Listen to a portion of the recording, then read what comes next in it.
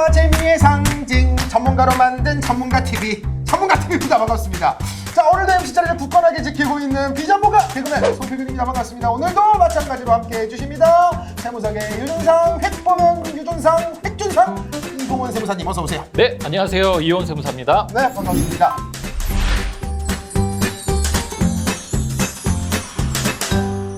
자, 저희가 또 지난번에 잠깐 이야기를 해보다가 왠지 다음 영상 주제가 이게 되지 않을까 싶은 것이 바로 오늘의 주제로 바로 나타난 것 같아요. 맞습니다. 기장을 언제 맡겨야 되냐. 그렇죠. 내 사업이 점점 커 나가고는 있는데 내가 지금 당장 맡겨야 되냐, 뭐 아니면 좀 이따 맡겨도 되냐, 뭐 이런 이야기 해볼 것 같은데요. 간단하게 서론 한번 말씀 좀 해주시죠. 네. 자, 이제 세금 신고를 이제 해야 되는 건 아셨는데, 그렇지. 보통 이제 주변에서 뭐 세무사 기장 맡긴다라는 얘기를 들으실 건데, 나는 맡겨야 되나 바로?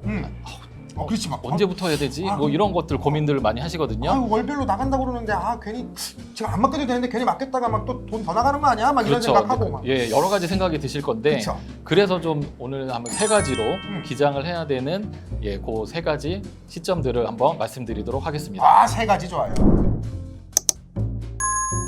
좋습니다. 세 가지로 간추려서 이야기를 해 주실 건데, 그러면은 그 어떤 뭐 이 기준 같은 게 있습니까? 이때부터는 무조건 뭐 기장을 해야 된다. 그렇죠. 예, 그게 첫 번째거든요. 첫 번째는 매출의 기준인데요. 매출액이 얼마 이상 넘어가면 그때부터는 이제 기장을 그냥 하셔야 돼요. 그냥 무조건 해라. 예. 그럼 얼마예요? 그게 또 업종을 이제 세 가지로.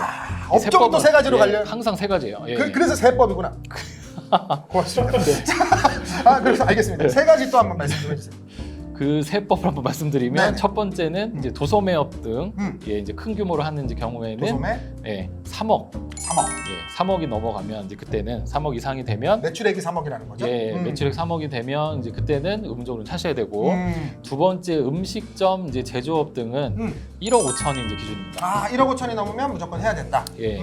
그리고 세 번째 서비스업, 뭐 부동산 임대업 등은 7,500만 원. 7,500? 예. 생각보다 이쪽은 적네요. 예. 그러니까 이게 도소매는 좀 물건을 많이 재우니까 큰 걸 사서 그렇지, 마진 그렇지. 조금 보고 때문에 좀 매출액이 크게 이제 주고, 그만큼 크게 잡히니까. 중간인 제조 음식점 쪽이고, 이제 서비스업은 말 그대로 그냥 그렇죠. 뭐 구입하는 거 없이 바로 이제 바로 마진 나기 나가니까. 때문에 규모가 좀 작죠. 역시 또 배우신 분들이 만들어 놓은 법이니까 네, 뭐 뭔가 또 이제 이유가 있게 만들어 놨겠죠. 뭐 제가 그분들의 뜻을 헤아릴 수는 없겠죠. 네. 알겠습니다. 자, 일단은 뭐 그렇게 금액은 이렇게 정해놨다. 이 매출 이상이 되면 무조건 의무적으로 해야 된다라는 그렇죠. 말씀이신 거죠. 예. 그래서 이 매출이 내가 됐다라고 하면 빨리 이제 기장 상담을 좀 받으셔야 됩니다. 예. 자, 어쨌든 세 번째 중에 첫 번째 말씀해 주셨어요. 첫 번째가 바로 이 매출액에 대한 기준이었고. 네. 그러면은 매출이 이게 안 되면 그냥 다 안 하면 되는 거 아니에요? 기본적으로는 이제 지난번에 말씀드린 것처럼 신고만 맡기는 방식, 우리 이제 신고 대리라고 했죠. 맞아요. 신고 대리로 하셔도 괜찮은데, 건별로. 예. 그럼에도 이제 이 매출이 안 돼도 좀 기장을 하셔야 되는 경우가 두 가지가 있어요. 요 매출이 안 돼도 꼭 맡기는 게 좋은 경우가 있다는 그렇죠. 거군요? 예. 어떤 경우예요? 두 번째가 이제 인건비가 있을 때. 내 사업장에서 인건비가 나갈 때는 그렇죠. 기장을 가입을 해라. 예, 기장을 하시는 게 좋은데, 왜 그러냐면 사실 인건비 부분이 사업하시면서 아마 고민들이 굉장히 커질 거예요. 여러 가지 진짜 많은 일들이 생기는데, 맞아요.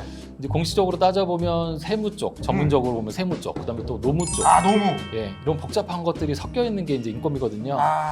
이게 뭐 하려면 본인 이제 사장님 직접 하실 수는 있는데, 하셔도 되긴 되는군요. 예, 되긴 되는데 근데 제가 보면 경험상 진짜 어려워요. 이게 세무 쪽도 신경 써야 되지, 노무 쪽 신경 써야 되지. 그리고 이제 신고를 정확히 하기도 힘들지만 그거를 또 내 경비까지 반영을 하시려면 결국에는 기장을 하지 않으면 좀 반영하기도 좀 어렵고 여러 가지도 그래요. 그래서 이게 쉽게 얘기해서 불가능에 가까울 정도로 어렵다는 말씀이시네요. 그렇죠. 예. 그러니까 이 인건비가 나가시는 분들은요, 괜히 또 이제 왠지 나는 할 수 있을 것 같은데 꼭 인건비 이런 분들 계세요. 네, 그거야 다른 사람들 얘기고 나는 할 수 있을 것 같은데 그러면서 또 해본단 말이에요. 맞아요. 해보다가 안 되는 거 가지고 이제 다시 오시겠지만은 예. 어쨌든 하다가 또 실수했다가 또 이게 일이 커질 수도 있잖아요. 사실은 이제 그런 경우도 몇 번 있었는데 뭐 수정하고 하는데 시간이 사실은 또 많이 많이 걸리는구나. 예. 맞아요. 제가 이 얼마 전에 이케땡이라고 저기 광명에 네네. 가갖고 이 장롱을 하나 사다가 네. 그 기사님한테 맡기면 또 거기 추가로 몇십만이 붙는다는 거예요. 나는 할 수 있겠지. 집에 와서 만들다가 전화를 해봤더니 이러시면은 돈이 더 붙는다는 거예요.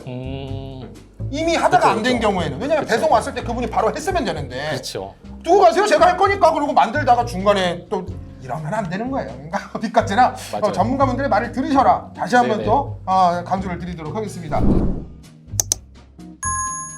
좋습니다. 그렇다면 이게 인건비가 있는 경우에는 이 매출이 안 돼도 하셔라 말씀해 주셨고 세 번째 뭐가 있어요? 세 번째는 자, 요거는 참 사업적으로 정말 이제 잘하시는 거긴 한데 우리 사업이 마진이 굉장히 좋아요. 아 마진. 예. 그러니까 이익률이 굉장히 좋다는 건데 당연히 이제 사업을 잘하시는 거죠. 그렇지, 그렇지. 근데 이게 이제 세금 쪽으로 이제 와 보면 세금을 이제 많이 내는 많이 내지. 많이 내죠. 아, 예. 그러니까 아까 말씀하신 첫 번째 말씀해주신 기준보다는 안 되는데 매출은 그렇죠. 매출은 안 되는데? 크지는 않지만 이제 예를 마진율이 들면 예, 매출이 거의 순이익이 가까운 매출이 1억인데 마진율이 9,990만 원이야. 그쵸. 사기꾼이야. 공이 김선달이야. 막 대동강물을 갖다 팔아. 그런 경우에 이런 분들은 이제 무조건 하시는 게 좋다라는 거잖아요. 많은 세금을 낼 수도 있기 예. 때문에. 그 이제 생각해 보면 이제 이런 생각도 드는데 실제로 요새는 이제 사업자를 좀 장려한 어떤 그런 많은 업계들이 그런 분위기가 있다 보니까 본인이 그냥 어떤 이제 인건비성의 어떤 그동안 이제 소득이었다가 사업자를 내는 경우도 꽤 많아요. 그러면 거의 내 노동력으로 돈을 버는 거가 이제 매출이 돼버리면 사실 정말 그게 그대로 순이익이 돼버리거든요. 그렇죠. 그러면 이렇게 생각이 들어요. 매출이 작은데 뭐 기장을 해야 되냐 이런 생각이 들지만 네. 그게 순이익이 되면 사실은 이제 이게 세금적으로 보면 전혀 상황이 달라요. 예를 들어 뭐 순이익이 8천이고 매출이 8천이다. 그럼 예를 들어 뭐 제조 쪽이다라고 생각을 해봤을 때 뭐 그러면 매출이 좀 1억 5천 기준이 안 되니까 좀 적네라고 이제 볼 수는 있는데 순이익이 8천이면 보통 그 정도 제조업이면 매출이 그래도 몇 억대 정도 되는 그렇겠죠. 규모의 회사의 순이익이 그 정도 나오거든요. 그러니까 순이익이 8천이 되면 결코 작은 매출이 아니에요. 센 거죠. 예, 그래서 그렇게 마진이 많거나 이제 그런 높은 경우에는 세금도 많이 나오기 때문에 이미 세율 구간도 많이 올라갔거든요. 그래서 그때 기장을 맡겨야 되는 이유는 그거예요. 뭔가 절세에 대한 부분들을 미리미리 관리를 하면 예, 세율이 높으면 세금도 많이 줄일 수가 있거든요. 그래서 그냥 대비하지 않고 그냥 뭐 신고만 맡기로 이제 그냥 오셨을 때 내는 가만히 세금 있다가. 그죠? 네. 그렇게 했을 때보다는 미리 대비를 하시면 이 수수료 나가는 것보다 제 경험상은 보통 세금으로 절세하는 효과가 훨씬 더 큽니다.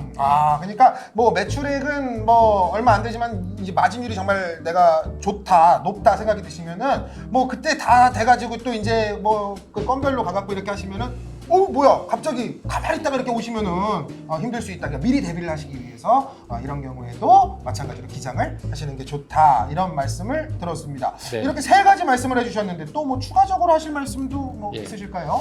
제일 많이 제가 좀 보는 케이스가 이제 우리 보통 간이가세로 처음에 이제 사업하시는 분들이 많으신데 네. 이제 매출이 넘어가면 이게 이제 일반 가세로 바뀌어요. 일반 가세로. 바뀌는 게 한 7월 달에 보통 이제 바뀌거든요. 그러면 이제 사장님들이 보통 생각하시는 게 이제는 기장 맡겨야지. 이제 바뀌었으니까. 라고 생각해서 그때 기장 상담 오시는 경우가 사실 되게 많은데 간이가세는 부가세에 대한 혜택이지 소득세랑은 전혀 관계가 없거든요. 근데 기장을 하는 거는 결국에는 우리가 이제 소득세 때문에 기장을 하는 게 이제 사실 중요한 이유예요. 근데 7월에 오셔서 기장을 맡기시면 사실 좀 늦어요. 미리 오셔야 되나 보다. 예, 보통 1월부터 어차피 기장은 들어가야 정확하게 관리도 받고 미리 관리가 이제 되거든요. 그래서 내가 매출을 아마 그 작년도 아마 아실 거예요. 어느 정도 매출 나왔는지. 그래서 어차피 내년에 이제 간이가세에서 내가 일반으로 넘어갈 거다 그러면 이제 그런 그 기준을 이제 보시면 그때는 한 1월 초부터 미리 오셔라. 미리 한번 상담을 받아 보시는 게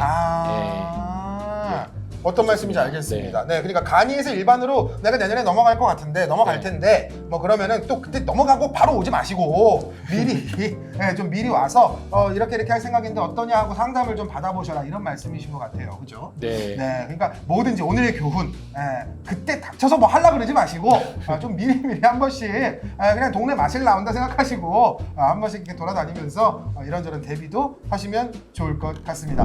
네. 네, 오늘은 사업을 시작하고 내가 언제부터 기장을 맡겨야 되는지 이거 내가 언제부터 맡겨야 되는지 되게 막 고민 많으셨죠? 자, 저희가 그 기준을 세 가지로 간추려서 말씀드리도록 하겠습니다. 먼저 첫 번째로 번째로는요, 매출액 기준입니다. 자, 매출액이 내가 도소매업을 하는데 3억 원 이상이다. 그리고 두 번째로는 음식점이나 제조업 등을 하는데 1억 5천만 원 이상이다. 혹은 서비스업, 뭐 부동산 임대업 등등 이런 거 하는데 7,500만 원 이상이다 싶으시면요, 이럴 때는 무조건 기장을 하시는 게 좋습니다. 자, 그리고 두 번째로 내가 이 매출액은 안 되지만은 내가 인건비가 나가는 경우가 있습니다. 이럴 경우에는 인건비 때문에 여기 세무, 노무 여러 가지가 끼면서 굉장히 복잡해집니다. 괜히 내가 혼자 해볼 거라고 뭐 그러지 마시고 그냥 일단 맡기시는 거 추천드립니다. 굉장히 어렵습니다. 자, 그리고 세 번째로는요, 내가 마진율이 좋을 때입니다. 매출액이 뭐 내가 아까 말씀드린 것보다 매출액은 한참 적지만 내가 그 과정에서 내가 가져가는 돈이 훨씬 더 많다. 내가 마진율이 높다 하시는 경우는 세금 폭탄을 두드려 맞으실 수도 있기 때문에요, 기장을 맡기시는 걸 추천드리도록 하겠습니다. 자, 그리고 간이가세자에서 일반가세로 넘어갈 때 이제 넘어갔으니까 나는 이제 맡겨야겠다. 그리고 갑자기 찾아가시면 늦어요. 미리 오시란 말이에요. 미리. 자, 이럴부터 미리 오셔서 세무사님과 상담을 받아보시는 것을 추천드리도록 하겠습니다. 전문가 TV였습니다. 안녕.